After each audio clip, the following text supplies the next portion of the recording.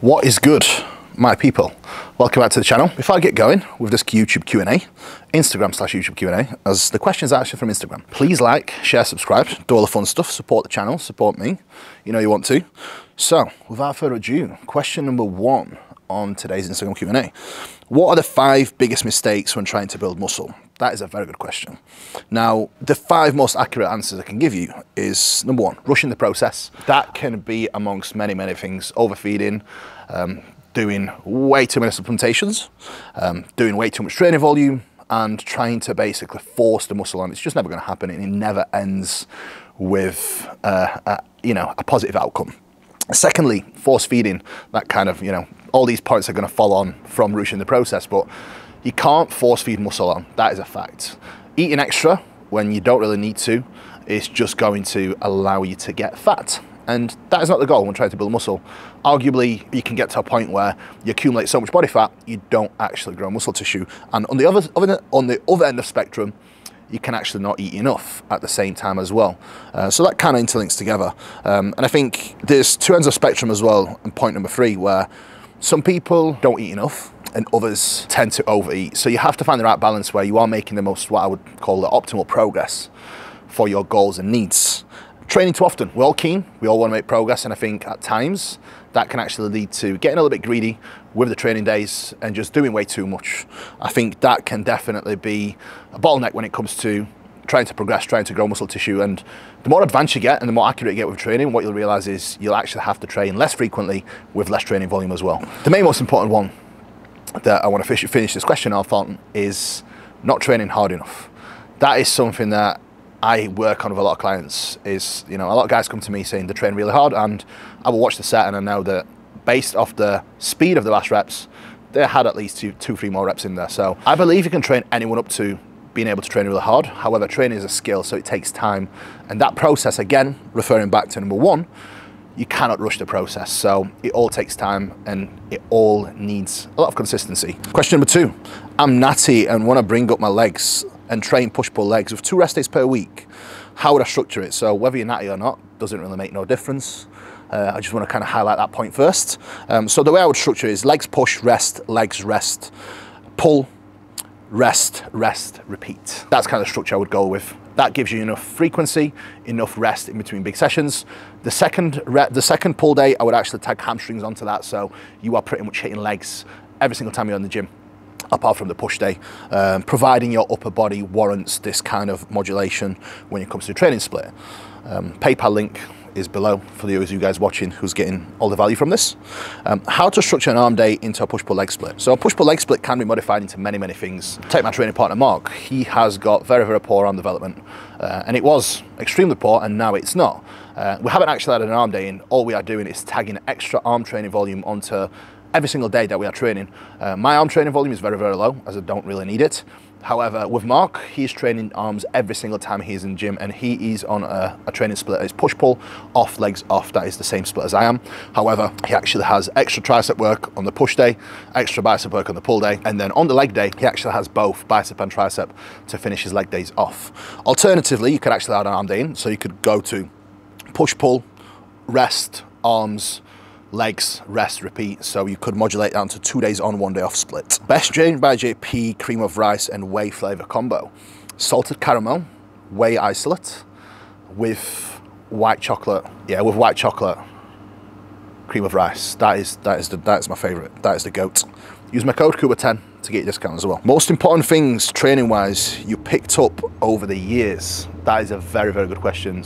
Very, very good question actually. I think the most important factor is my application, the way I approach my sets, the way I execute, and the intensity I approach my sets with.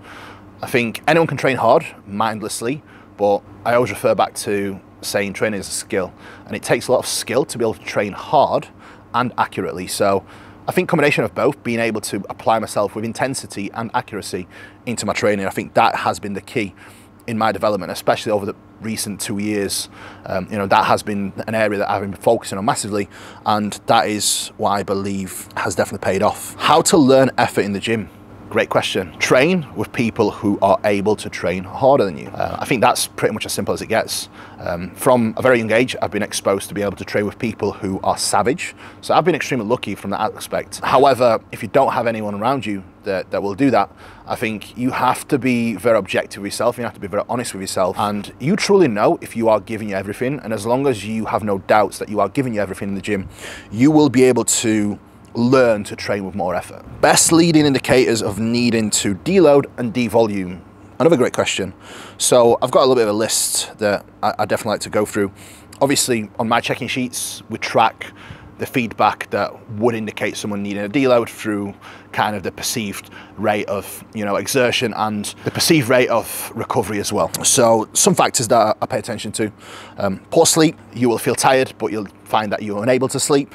Poor performance, again, feeling demotivated. Joint pain, low appetite, bad mood, poor sex drive, digestive issues and bloating, water retention, and high blood sugars readings as well. All these metrics I actually track on my sheets with myself and my clients as well. What have you found to be most productive when bringing up a lagging body part?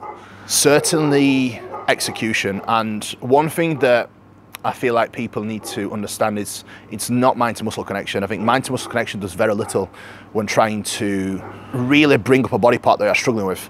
That is not me saying that you shouldn't have any mind to muscle connection. That is me actually saying the opposite. Your execution will allow you to have great mind to muscle connection. So what you should prioritize is proper form and execution over mind to muscle connection, because mind to muscle connection is a product of proper setup and correct execution. So personally for me, my back has always been a body part that I struggled with, and over the past 12 months, I feel like I've been able to bring up a body part that arguably was an extremely weak body part to a decent standard. So I believe that there is no such thing as weak body parts. I think what there is poor exercise selection and poor execution with not enough effort. That's ultimately what it comes down to. My biggest learning in 2021, 2022, more emphasis on education and self-development. I think that has been the biggest point and the biggest breakthrough for me, both as an athlete, as a coach, more importantly as an athlete, because that is what drives me the most, is my own process and doing what I do and bettering myself with my approaches. So self-development, doing the prescript courses, doing the J3U, and just getting as much help, as much consultations from people as possible. So I've been very active doing that, and obviously getting in the gym, getting the work done, and trying to improve across all bases. I think that's always been kind of the way to go. Last question that I'm going to finish off on. If the Olympia required you to enter with a coach, who would my pick be? Jordan Peters, no questions, no doubts. I had the pleasure of training with Jordan at his biggest, at his best, and I've never seen anything like it. He's definitely someone to take a lot of inspiration from, and he's my mentor. He's like, well, he's my best friend as well. What I found is his ability to switch it on for a set is crazy, and the focus as well in the gym. That's something I have learnt from him, and that's something I will be able to take away into my own training for the rest of my life as well.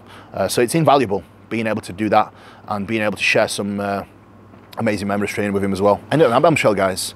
Hopefully you found some value in this video.